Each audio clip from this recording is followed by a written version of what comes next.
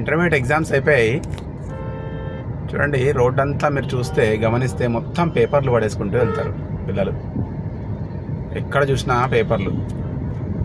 మొత్తం రాసిన వాళ్ళందరూ కూడా ఈ బస్సుల్లో వెళ్తూ మిగతా జనాల మీద పేపర్లు చించి విసిరేయడము. ఆ తర్వాత రోడ్ అంతా పేపర్లు. ఇంకా ఇక్కడ చాలా తక్కువ ఉంది, కానీ వెనకాల కూకట్పల్లి నుంచి కేపీహెచ్బి అటువైపు అయితే ఎన్ని పేపర్లు అంటే అన్ని పేపర్లు. చూడండి రోడ్లో ఎట్లా లేస్తున్నాయి పేపర్లు. ఇది మనము పుస్తకాలని సరస్వతీదేవిగా పూజించే కల్చర్ నుంచి ఇట్లా చించి రోడ్ల మీద పడేసే కల్చర్ మనం ఎందుకు నేర్చుకుంటున్నాం? దానివల్ల అంటే ఏం ఆనందం వస్తుంది? పైగా ఇప్పుడు అన్ని పేపర్లు రోడ్ల మీద పడేస్తున్నారు.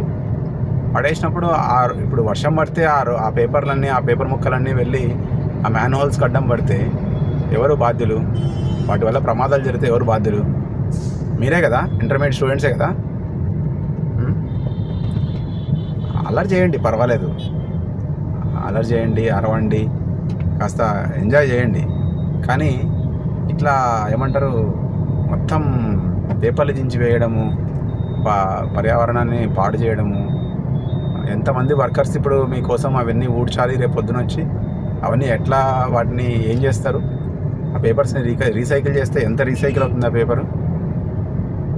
ఆలోచించాలి పిల్లలు, యువత. ఇట్లా ఏదో అంటే ఎవరో చేశారు కదా అని చెప్పేసి గుడ్డిగా ఫాలో కాకూడదు. అది చేయదగిన పని అయితే ఫాలో కావాలి, మంచి పని అయితే ఫాలో కావాలి.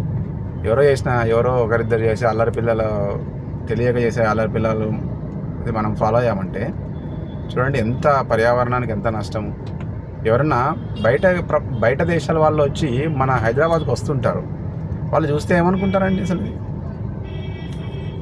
మనమేమో డెవలప్డ్ నేషన్ అది ఇది అనుకుంటాం, కానీ మనం ఎప్పుడు డెవలప్ అయ్యేది ఇట్లా ఉంటే? కాబట్టి పిల్లలు, యువత, ముఖ్యంగా ఇంటర్మీడియట్ చదువుతున్న యువత, రేపు పొద్దున 10th class 8th class 9th class చదువుతున్న పిల్లలు కూడా ఇలాంటి పని చేయొద్దండి. ఇంకేమైనా మంచిగా ఉపయోగపడే పనులు చేయండి. బయట వాళ్ళు మిమ్మల్ని చూసి గర్వపడే పనులు చేయండి.